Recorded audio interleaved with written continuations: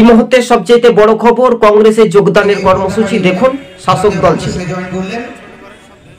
Video footage তার সঙ্গে অনেকে আসেন, তাদেরকে সঙ্গে নিয়ে তিনি জাতীয় কংগ্রেসে জয়েন করবেন।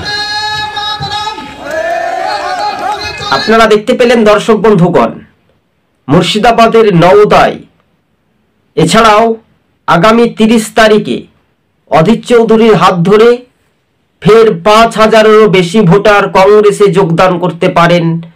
তৃণমূলের মুড়ি মুড়কির মতো ঘর ভাঙতেই শুরু করে দিয়েছেন অধীর চৌধুরী।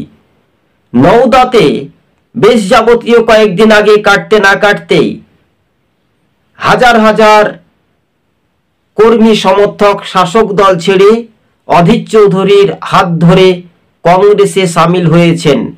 মুর্শিদাবাদের মাটি পুনরায় আবার ফিরে পেতে চলেছেন কংগ্রেসের নেতা অধীর চৌধুরী। ধর্মীয় মেরুকরণের রাজনীতির কাছে অধীর চৌধুরী ভোটে হেরে গিয়েছিলেন, কিন্তু যারা ভোটে জিতল তারা কিন্তু ময়দানে নেই।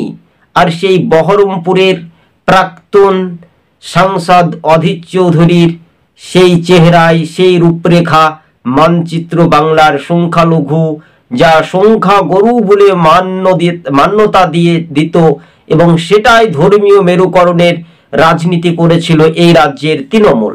তাই এবার তৃণমূলের বিরোধিতায় মানুষ সরব হয়ে কংগ্রেসে সামিল হয়েছেন। সেই ফুটেজটা সম্পূর্ণভাবে আপনারা দেখতে পেলেন দর্শক বন্ধুগণ।